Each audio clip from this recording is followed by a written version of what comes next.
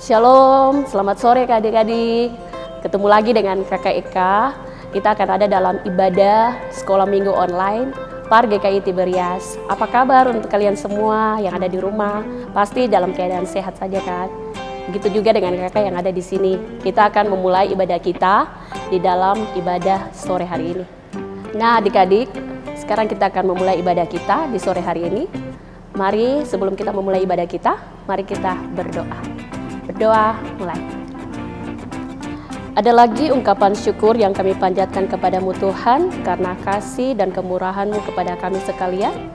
Kami boleh ada sebagaimana kami ada, karena itu bukan kuatnya gagah kami, tetapi karena Engkau selalu menyertai dan membimbing kami. Ibadah sekolah minggu online Par GKI Tiberias ini kami akan memulainya. Kiranya Engkau memberkati dari awal pertengahan sampai pada berakhirnya. Hanya mau ditabiskan dalam nama Bapa, Anak, dan Roh Kudus. Amin. Adik-adik, kita akan ada di dalam Mazmur Pujian di sore hari ini. Mazmur Pujian di sore hari ini kakak ambil dalam Mazmur 150, ayatnya yang pertama sampai yang ke-6. Jika adik-adik sudah mendapatkan Mazmur Pujian, kita akan membaca bersama-sama dan kakak akan membacakan untuk kita di sini. Mazmur 150 ayatnya yang pertama sampai ayatnya yang ke-6 dengan perikop haleluya. Haleluya, pujilah Allah dalam tempat kudusnya, pujilah Dia dalam cakrawalanya yang kuat, pujilah Dia karena segala keperkasaannya, pujilah Dia sesuai dengan kebesarannya yang hebat, pujilah Dia dengan tiupan sangkakala, pujilah Dia dengan gambus dan kecapi, pujilah Dia dengan rebana dan tari-tarian. Pujilah Dia dengan permainan kecapi dan seruling, pujilah Dia dengan ceracap yang berdenting, pujilah Dia dengan ceracap yang berdentang. Biarlah segala yang bernafas memuji Tuhan. Haleluya. Nah adik-adik, setelah tadi kita sudah ada di dalam Mazmur Pujian, kini tiba saatnya kita akan ada dalam pembacaan firman Tuhan. Pembacaan firman Tuhan untuk kita di sore hari ini terdapat di dalam 2 Petrus 3, ayat 8 sampai ayatnya yang ke-14. Tetapi sebelum kita membaca dan kita merenungkan pembacaan firman Tuhan di sore hari ini, mari kita berdoa. Kembali lagi Tuhan, kami bersyukur karena lewat penyertaan-Mu Tuhan, kami akan ada di dalam pembacaan firman Tuhan di sore hari ini. Kiranya Tuhan Yesus Engkau memberkati akan firman-Mu di sore hari ini untuk kami sekalian. Dari setiap ayat demi ayat kami dapat mengerti, kami dapat memahami, dan kami dapat dimampukan untuk melakukannya di dalam hidup dan kehidupan kami. Inilah kami Tuhan, kami sudah siap untuk mendengarkan sabda kebenaran firman-Mu. Haleluya, amin. Pembacaan firman Tuhan untuk kita di sore hari ini terdapat dalam 2 Petrus 3 ayatnya yang ke-8 sampai ayatnya yang ke-14. Hari Tuhan, ayatnya yang ke-8. Akan tetapi saudara-saudaraku yang kekasih, yang satu ini tidak boleh kamu lupakan, yaitu bahwa di hadapan Tuhan satu hari sama seperti 1000 tahun, dan 1000 tahun sama seperti satu hari. Tuhan tidak lalai menepati janjinya, sekalipun ada orang yang menganggapnya sebagai kelalaian. Tetapi Ia sabar terhadap kamu, karena Ia menghendaki supaya jangan ada yang binasa, melainkan supaya semua orang berbalik dan bertobat. Tetapi hari Tuhan akan tiba seperti pencuri. Pada hari itu langit akan lenyap dengan gemuruh yang dahsyat, dan unsur-unsur dunia akan hangus dalam nyala api, dan bumi dan segala yang ada di atasnya akan hilang lenyap. Jadi jika segala sesuatu ini akan hancur secara demikian, betapa suci dan salehnya kamu harus hidup, yaitu kamu yang menantikan dan mempercepat kedatangan hari Allah. Pada hari itu langit akan binasa dalam api, dan unsur-unsur dunia akan hancur karena nyalanya. Tetapi sesuai dengan janjinya, kita menantikan langit yang baru dan bumi yang baru di mana terdapat kebenaran. Sebab itu, saudara-saudaraku yang kekasih, sambil menantikan semuanya ini, kamu harus berusaha supaya kamu kedapatan tak bercacat dan tak bernoda di hadapannya dalam perdamaian dengan Dia. Demikian jauh pembacaan firman Tuhan untuk kita sekalian di sore hari ini.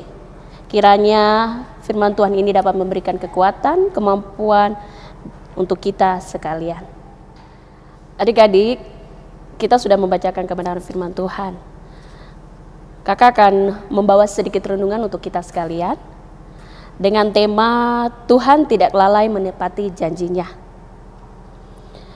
Sekalipun ada orang yang menganggapnya sebagai kelalaian, tetapi ia sadar terhadap kamu karena ia menghendaki supaya jangan ada yang binasa, melainkan supaya semua orang berbalik dan bertobat.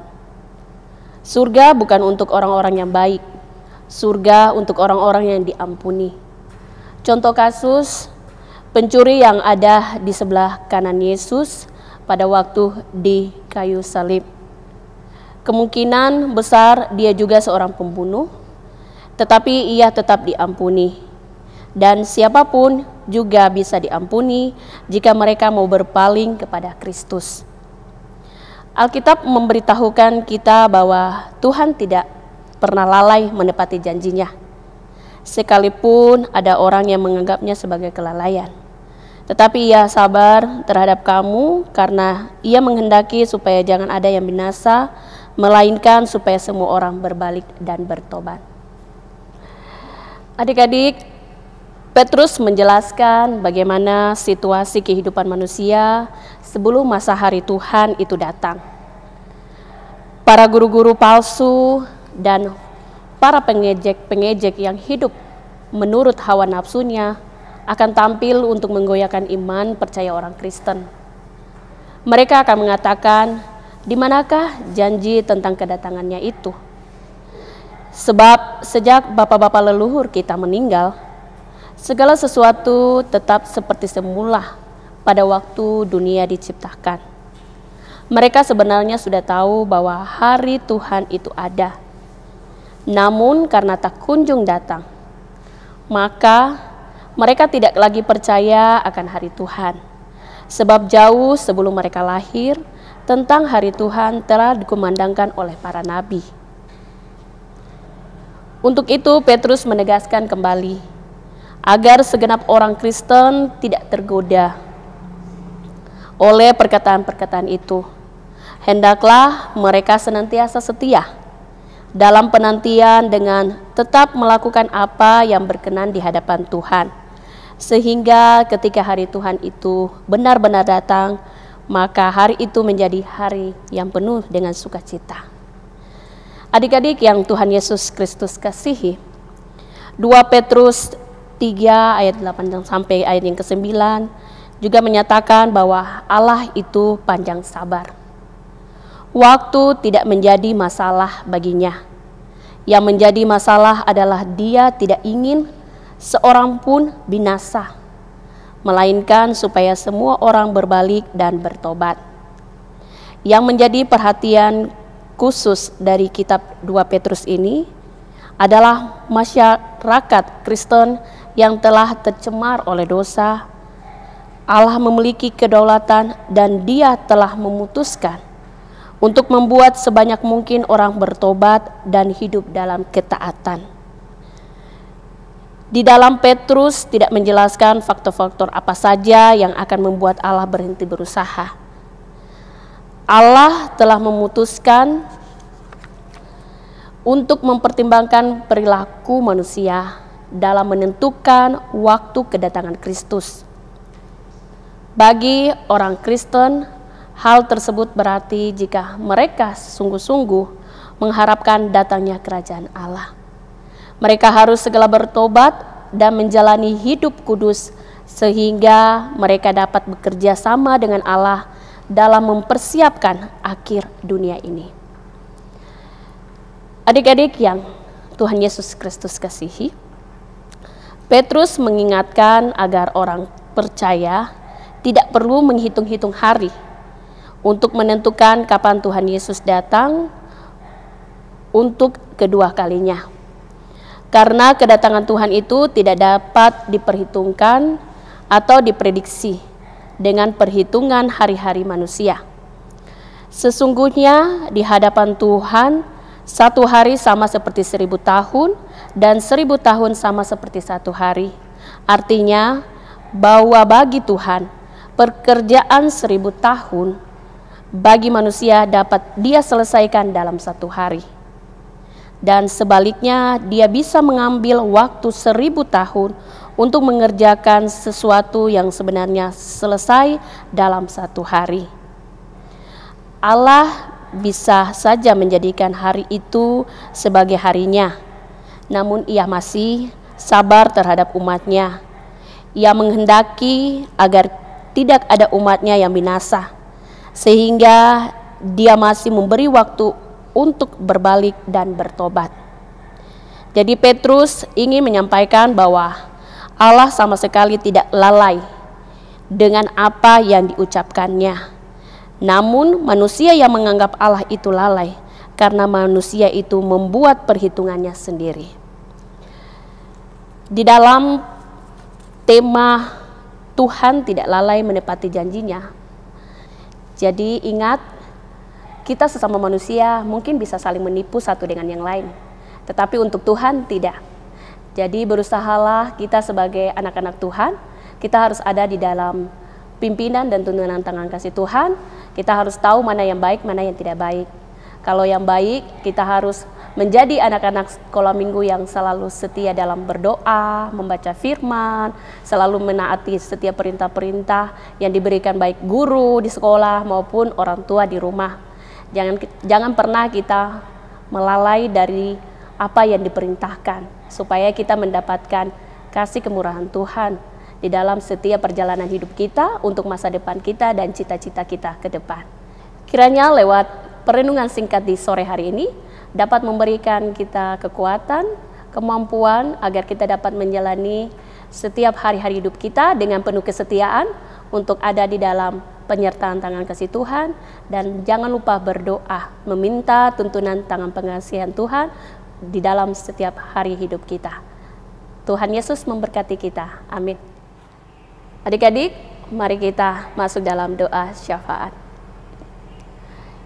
Ya Allah Bapa, terima kasih atas penyertaan tangan kasih Tuhan.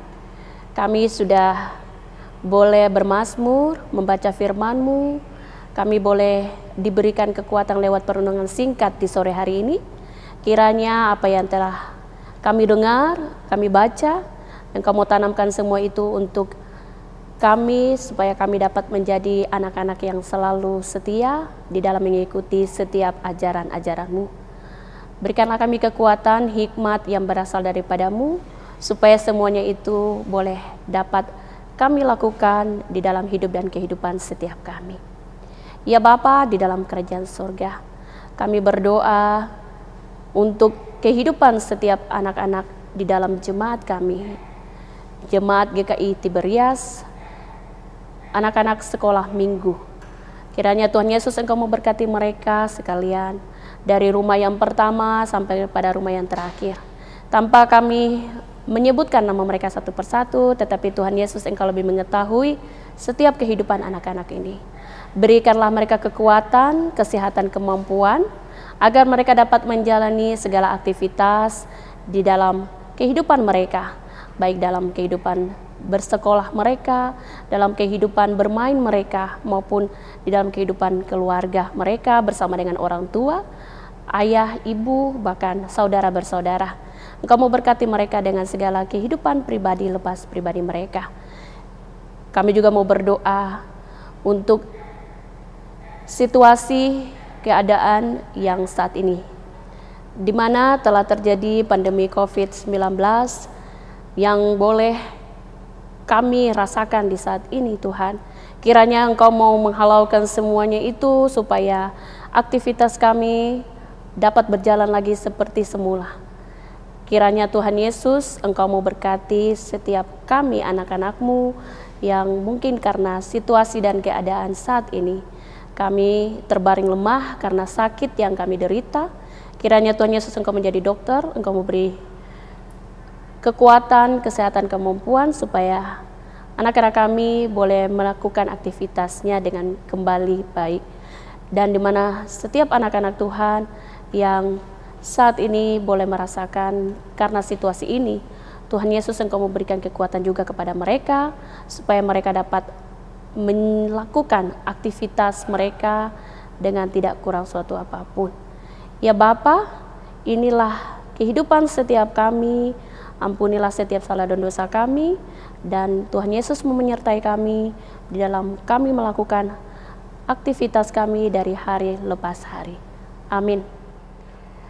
Nah adik-adik, diingatkan untuk kita sekalian bahwa lewat kebenaran firman Tuhan tadi, di dalam 2 Petrus 3 ayat 8-14, Tuhan tidak pernah lalai untuk menepati janjinya. Jadi untuk kita sekalian, untuk adik-adik, untuk kakak juga, bahwa kita harus selalu setia di dalam mengikuti setiap perintah-perintah Tuhan.